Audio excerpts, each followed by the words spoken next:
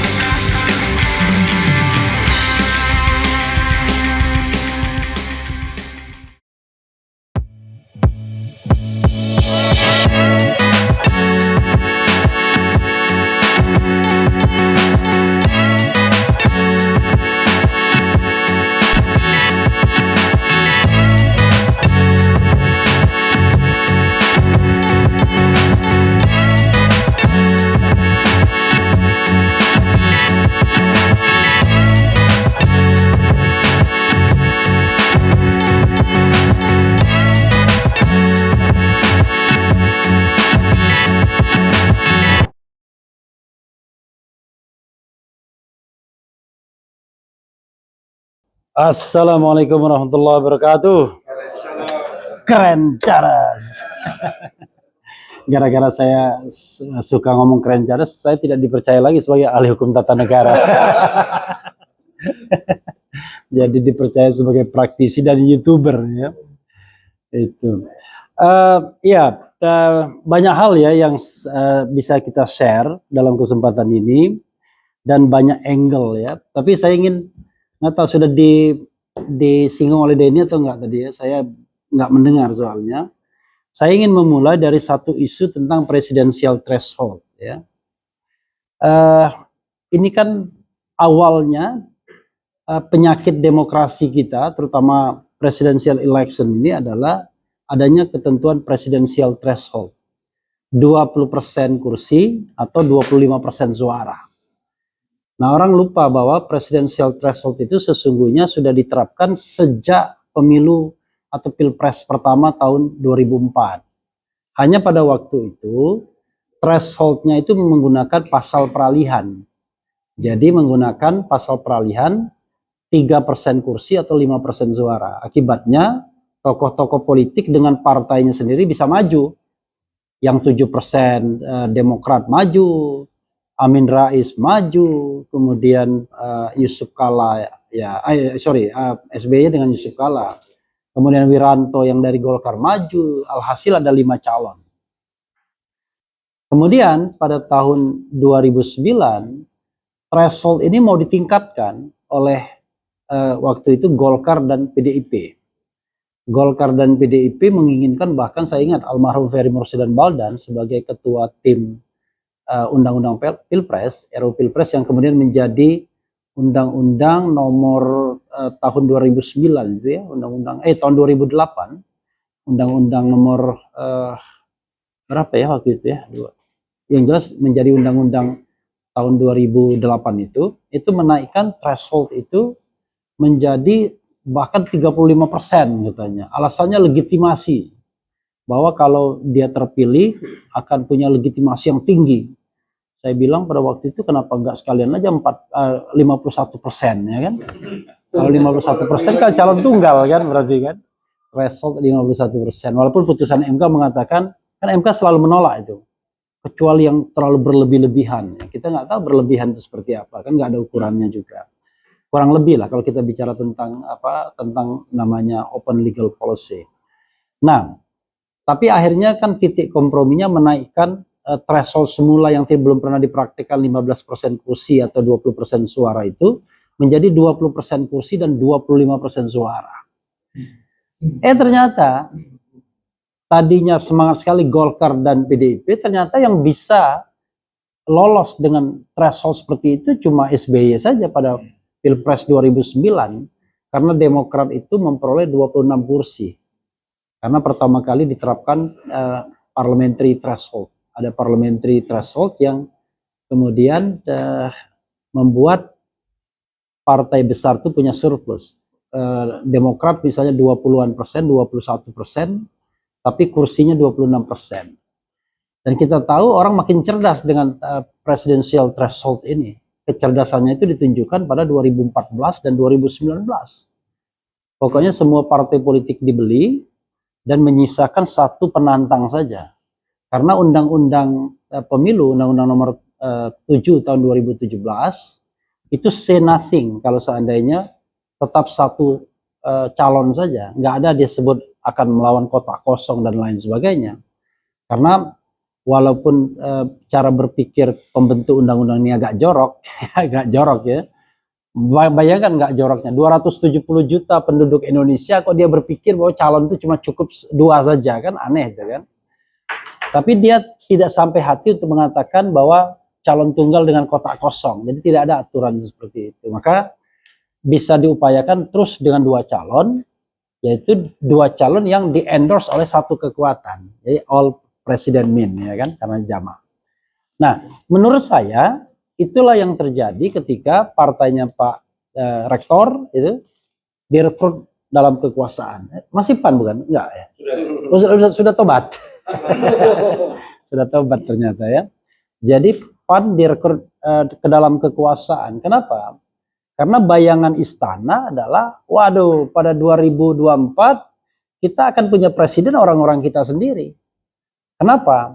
Karena di wing oposisi itu tinggal PKS dan Demokrat yang jumlah kursinya unfortunately itu cuma 104 saja. Padahal minimal yang dibutuhkan 115 kursi. Jadi secara teoritis kalau tidak ada yang balelo seperti Nasdem ini, maka selesai presidential election kita. Akan ada 2 calon. Dan kalau kita letakkan pada konteks saat ini, 2 calon itu bernama Ganjar Pranowo dan Prabowo Subianto. Dan fortunately bagi istana dua-duanya di-endorse, ya kira-kira begitu ya. Nah sekarang bagaimana caranya agar calon ketiga bisa dicopet melalui PK ini, kan begitu. Jadi kalau misalnya PK ini sukses, dan untuk sukses itu semudah membalikkan telapak tangan. Karena hukum itu kalau sudah masuk wilayah politik, apapun bisa dia. Contoh misalnya, saya mendapatkan putusan hari ini di Petun, saya dikasih tahu Tamsil Lindrum, bahwa gugatan Fadel Muhammad dimenangkan. Kalau begitu, tidak akan pernah terjadi keputusan politik apapun di lembaga DPR dan DPD, karena bisa dibawa ke pengadilan terus. Padahal kita harus membedakan mana kasus tata negara sama kasus administrasi atau tata usaha negara. Kalau keputusan paripurna DPD itu adalah tata negara. Dia bukan putusan yang bersifat individual, konkret dan final sebagai objek dari tata usaha negara, tapi dia sebuah keputusan politik. Adapun surat dari ketua itu hanya tindak lanjut dari keputusan politik saja. Yang kalau dia tidak lakukan, dia melanggar kewajibannya sesungguhnya. Tapi ya itu it happens, terjadi. Maka saya katakan seandainya ya kekuasaan ini memang punya keinginan untuk meniadakan calon ketiga, biar all president men tadi, maka mudah sekali, semudah membalikkan telapak tangan, seandainya tidak ada variabel-variabel yang berubah, ya kan? Kita kan harus percaya juga bahwa ada variabel yang bisa berubah juga. Ya. Sebagai contoh misalnya, ini ada dua hal ya. Kalau kita bicara tentang penyelamatan Partai Demokrat, saya sepenuhnya setuju dengan apa yang disampaikan oleh Denny dan Ferry tadi ya, bahwa ya memang terlepas kita setuju dan tidak setuju dengan praktik dinasti di Partai Demokrat, tapi apa yang dilakukan Muldoko itu kan tidak pantas, ya, tidak pantas. Maka instinctively saya mengkritik itu. Jauh sebelum ada fenomena Anies Baswedan dan lain sebagainya, ketika kasus itu pertama kali muncul, saya termasuk yang mengkritik itu. Tidak punya kepentingan apa-apa, karena kepentingan kita adalah kepentingan untuk menegakkan rule of law, kan? Bagaimana bernegara hukum yang benar. Dan untungnya pada waktu itu Kumham mendengarkan suara masyarakat. Sebenarnya bukan mendengarkan suara masyarakat, perintah istananya belum clear. Gitu. Kalau perintah istananya clear, dia akan tahu siapa yang akan dimenangkan, ya. Karena itu terjadi di dalam kasus P3, Jan Farid versus siapa? Roma Hurmuzi, dan kasus Golkar, Abu Rizal Bakri melawan Agung Laksono melawan Abu Rizal Bakri. Nah, itu terjadi. Tapi penyelesaiannya ternyata kalau di P3 Roma Hurmuzi dimenangkan, dalam kasus Golkar tidak ada yang dimenangkan, tapi orang ketiga Setia Novanto yang dimunculkan. Tapi itu menunjukkan bahwa mudah sekali partai politik di Indonesia ini diobok-obok. Even partai besar sekalipun. Golkar adalah partai yang relatif established. Sejak tahun 99 dia nomor 2. Sekali saja dia nomor 3. Sisanya dia selalu nomor 2. Paling tidak dari sisi kursi ya, karena kemarin dia kalah dengan Gerindra. Gerindra dari sisi suara itu menang, tapi dari sisi kursi di DPR kalah. Gerindra 78, sementara Golkar 85 kursinya. Nah, karena itu menurut saya nggak layak harusnya. Jadi kita mengatakan bahwa apa yang dilakukan Muldoko itu salah, keliru dan lain sebagainya, bukan karena demi Anies. Ya, kalau demi Anies kan terkesan partisannya gitu. Tapi ini memang demi demokrasi. Karena demokrasi itu salah satunya adalah free competitions, open competition. Setelah seketika kompetisi itu terbuka dan fair, ya maka orang yang masuk di sana kalau sudah masuk baru ketat. Kalau ini kan tidak, masuknya ketat, kalau sudah dalam brutal, kira-kira begitu ya. Walaupun dua calon brutal, tidak ada jaminan misalnya Prabowo sama Ganjar tidak main money politics dan lain sebagainya. Tapi yang jelas sudah seperti yang diberitakan oleh majalah Tempo, siapapun yang menang, ya, yang penting teh botolnya sosro tetap gitu, kira-kira begitu kan, sudah pasti. Jadi selorohnya Muhaimin bahwa nanti Prabowo sama Erlangga Hartarto bisa jadi menteri lagi. Berarti dia mendoakan kalah Prabowo kan begitu. Jadi menteri lagi begitu. Nah, ini yang menurut saya yang kita harus betul-betul keep on eye. Kenapa? Karena yang namanya PK ini nggak ada batas waktunya, nggak jelas. Tiba-tiba kita tahu pendaftaran itu tanggal 7 sampai 13 September. Ya kan? Nanti diintip sama dia, kira-kira kapan koalisi Anies ini mau daftar kan? Paling aman adalah putusannya itu ya tanggal 7 pagi aja baru diputuskan kan. Begitu mau pendaftaran nggak sah sudah. Iya kan? Nah, ini menurut saya bahaya. Jadi politik kita politik uncertainty, nggak ada kejelasan. Padahal yang namanya di negara lain, entah itu negara anta beranta atau negara maju, menjadi calon presiden itu perkara mudah.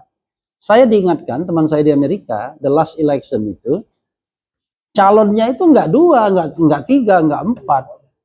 Pertama kali calonnya itu 1.212 calon.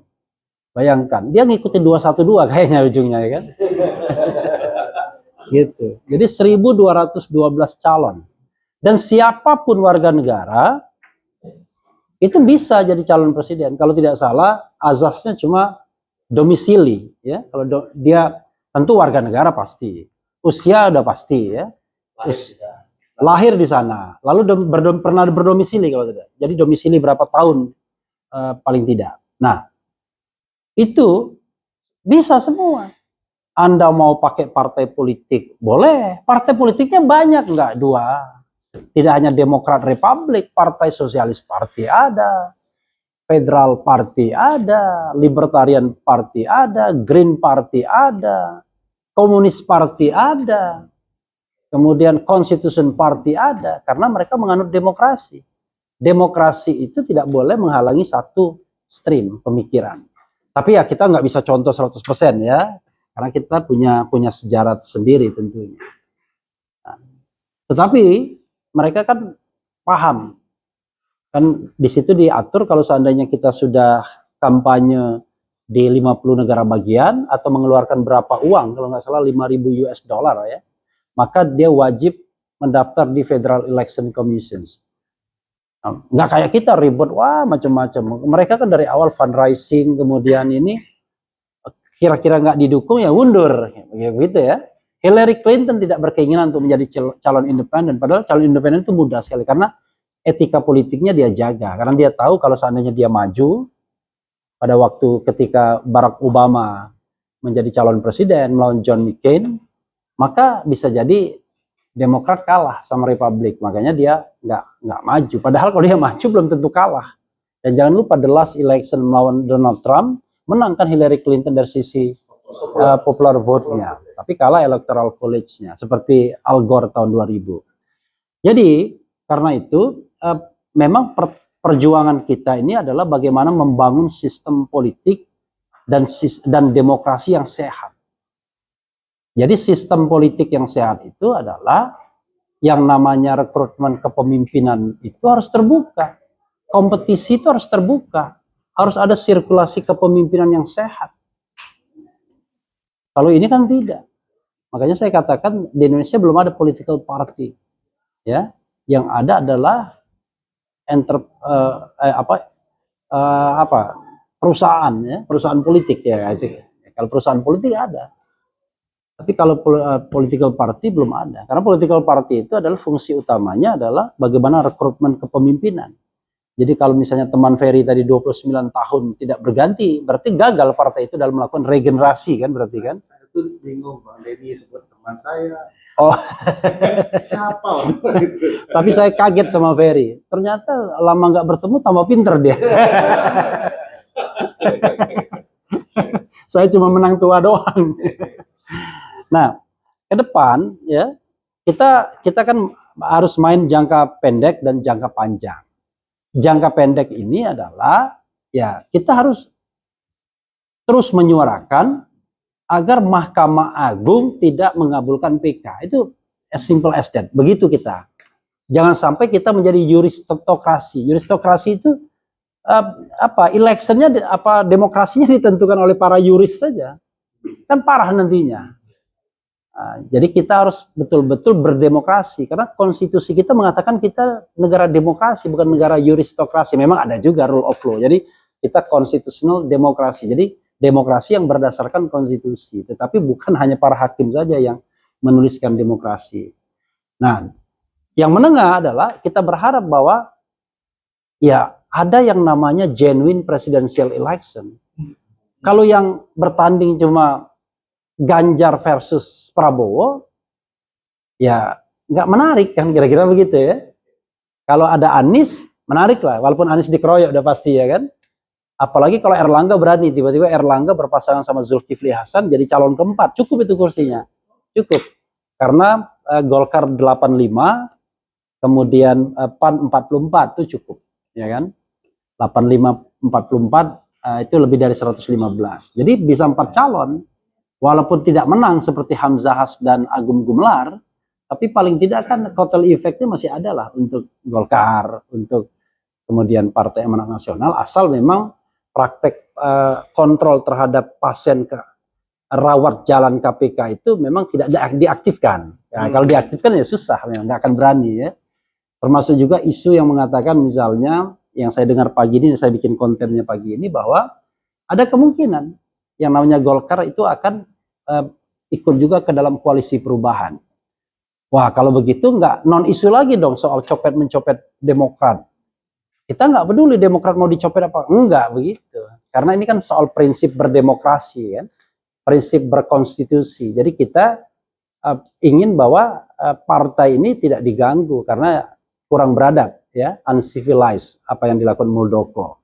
Apalagi tiba-tiba dia berkolaborasi dengan orang-orang yang pernah sakit hati dengan kekuasaan di Demokrat hari ini. Nah, tetapi kalau seandainya nanti memang ada aliansi alternatif baru, bukan berarti kita ingin mengatakan bahwa itu terserah, enggak begitu. Jadi tetap saja dua hal itu kita harapkan tetap berlangsung. Jadi Demokrat tetap tidak dicopet dan ada kewajiban juga bagi Demokrat untuk menjalankan demokrasi internal, ya kan? Jadi democratizing the party itu kan penting sekali kan sebenarnya kan. Dan kita belum pernah punya praktik seperti itu. Misalnya kalau kita kritik AHY misalnya, kira-kira AHY ini bisa diganti? Jangan-jangan nggak bisa diganti, jangan-jangan ya. Nah, tetapi kan bukan itu soalnya. Soalnya adalah hari ini apa yang dilakukan Muldoko itu tidak sopan. Nah, yang kedua ini adalah seandainya pun ada koalisi atau aliansi baru, tapi tetap kita berharap apapun itu terjadilah yang namanya pertarungan genuine dalam presidential election kita. Jangan sampai kemudian tiba-tiba ini pemilihan etok-etok kata orang Jawa kan, pura-pura saja. Kalau pura-pura ngapain kita mengubah sistem bernegara kita melalui pemilihan melalui MPR yang tidak pernah ada kecuali tahun 99. Jadi MPR itu tidak pernah melakukan pemilihan kecuali tahun 1999